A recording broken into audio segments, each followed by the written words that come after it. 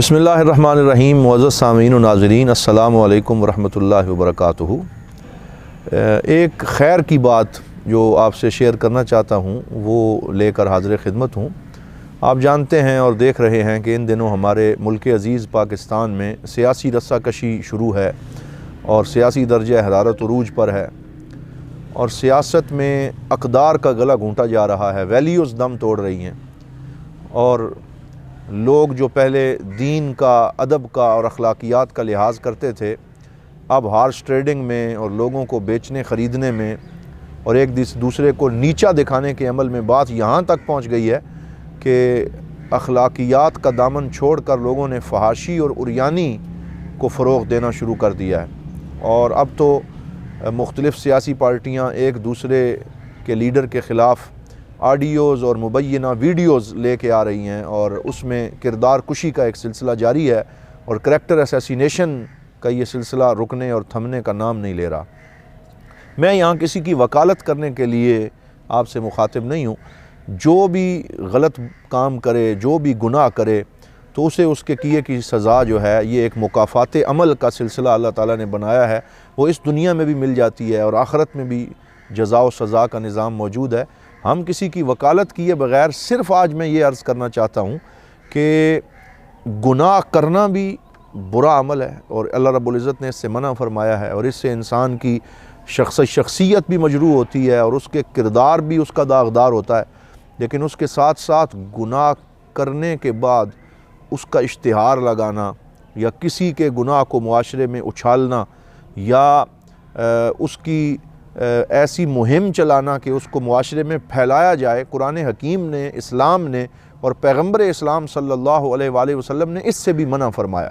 مجھے بہت دکھ ہوا جب میں نے ان دنوں دیکھا کہ ہمارے ملک کا سوشل میڈیا اور مختلف میڈیا چینلز جو ہیں وہ ان آڈیوز اور ویڈیوز کو بنیاد بنا کے ایسی فحاشی اور عریانی پہ مبنی گفتگو کر رہے ہیں، اور سوشل میڈیا کے اوپر تو طوفان بدتمیزی بپا ہے، اور اپنے آپ کو صحافی کہنے والے کچھ لوگ جو ہیں وہ بھی ایسے عجیب و غریب اور غلیظ جملے کہہ رہے ہیں کہ الامان والحفیظ،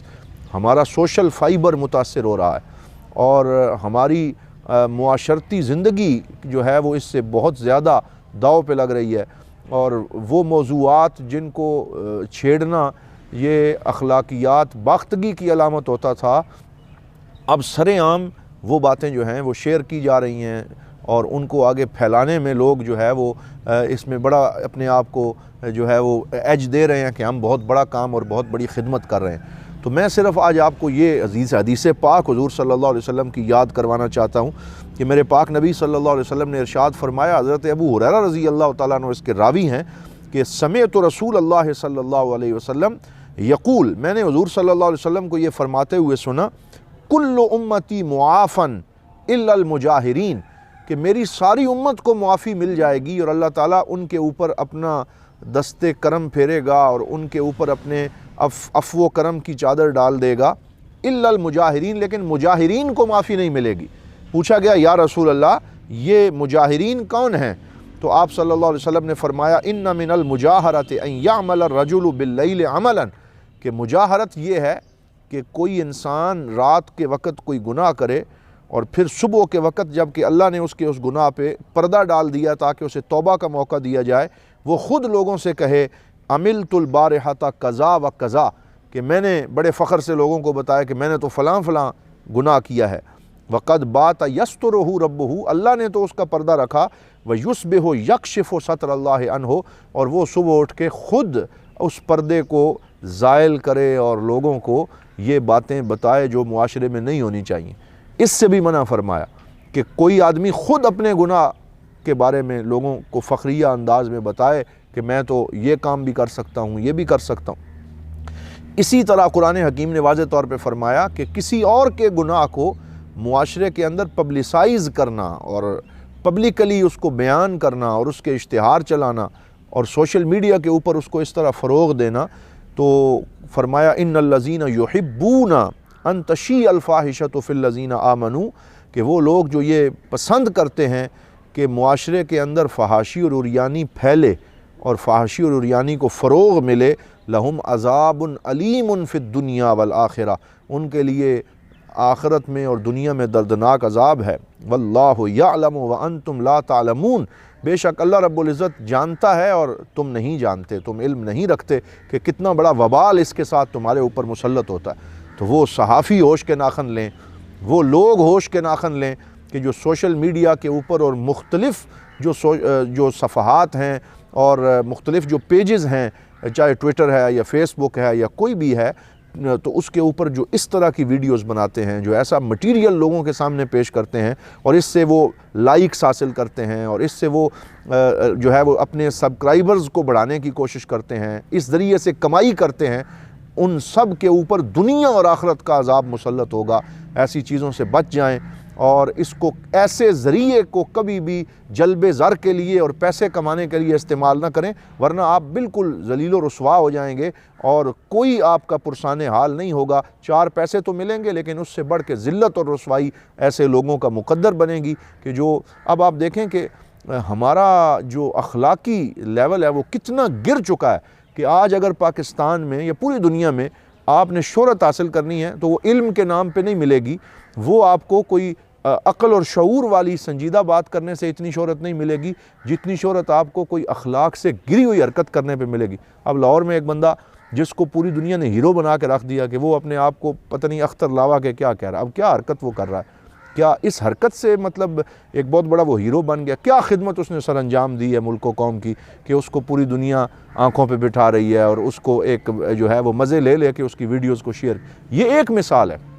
اس طرح کی سینکڑوں مثالیں اس وقت آپ کو پاکستان کے ہر شہر میں ملیں گی۔ ایسے لوچے لفنگے اور ایسے لوگ جن کے اندر اخلاق نام کی کوئی چیز نہیں ہے اور جو معاشرے میں پرینک کر رہے ہیں، سڑک پہ جاتی ہوئی کسی لڑکی یا لڑکے کے ساتھ کوئی غلط قسم کی حرکت کر کے ویڈیو بنا رہے ہیں، ان کو لائکس مل رہے ہیں، ان کے سبسکرائبرز بڑھ رہے ہیں، ان کی کمائی ہو رہی ہے۔ تو اس سے یہ ایک تھرمامیٹر لگا ہوا ہے ہمارے معاشرے کو چیک کرنے کے لیے کہ آپ دیکھ سکتے ہیں کہ ہمارے معاشرے کی علمی کیفیت کیا ہے، سنجیدگی کا کیا عالم ہے، دین کے ساتھ ہماری وابستگی کا عالم کیا ہے، ہم نے کن لوگوں کو ہیرو بنانا شروع کر دیا اور کن لوگوں کو ہم نے اپنے سر پہ چڑھانا شروع کر دیا۔ تو اللہ تعالی ہمیں اپنے اخلاقی معاملات کو بہتر بنانے کی توفیق عطا فرمائے۔ آخر میں 2 احادیث پاک حضور صلی اللہ علیہ وسلم کی مزید سماعت فرما لیں۔ ارشاد فرمایا، الا ومن سمع فاحشۃ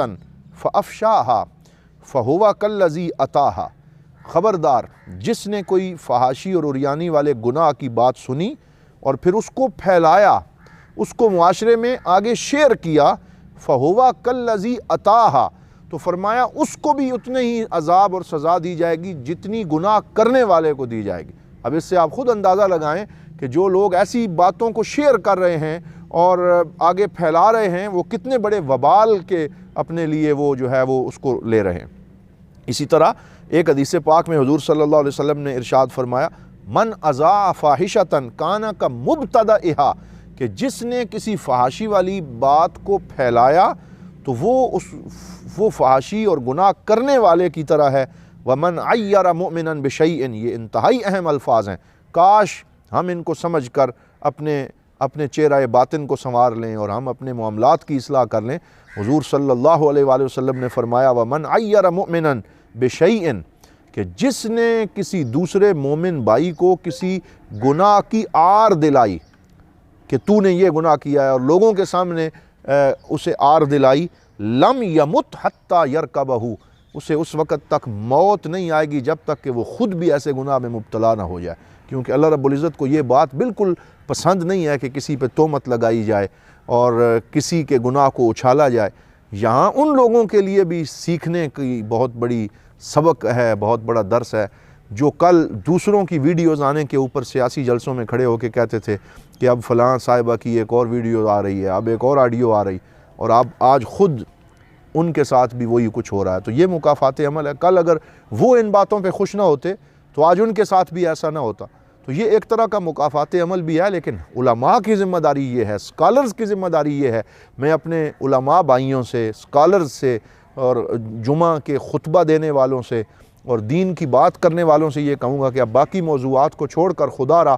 اخلاقی موضوعات کے اوپر توجہ دیں اور قوم کے اخلاق اور مزاج کو سنوارنے کے اوپر اپنی تحریر و تقریر کے زور کو صرف کریں، کیونکہ اس وقت ہمیں ضرورت ہے کہ ہم رسول اکرم صلی اللہ علیہ وسلم کے ان ارشادات کو معاشرے کے لوگوں کو بتائیں، تاکہ جو ایک سلسلہ شروع ہو گیا ہے کریکٹر اسیسینیشن کا، یہ رک سکے اور ہم پھر سے اقدار اور اخلاقیات کی طرف واپس آ سکیں۔ اللہ رب العزت ہمیں خیر کے کام کرتے رہنے کی توفیق عطا فرمائے اور اپنے معاشرے کے اندر مصلحین میں شامل فرمائے اور اصلاح کی آواز بلند کرنے کی اور خود اس پہ عمل کی توفیق عطا فرمائے۔ والسلام علیکم ورحمۃ اللہ وبرکاتہ۔